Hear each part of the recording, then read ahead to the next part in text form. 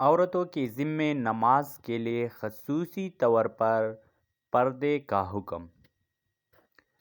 عورت کے لیے ضروری ہے کہ وہ نماز سے پہلے اپنے سارے جسم، سر، بال، گردن، سینہ، بازو، کلائی، پنڈلی، ٹخنے وغیرہ کو اچھی طرح چھپا لے۔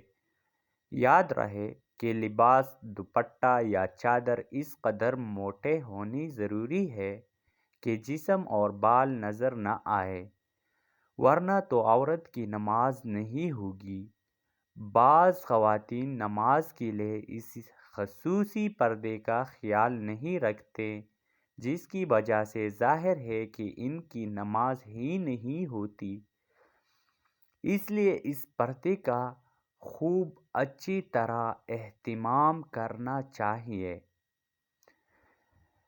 اللہ اللہ اللہ اللہ اللہ اللہ اللہ اللہ اللہ اللہ اللہ اللہ اللہ۔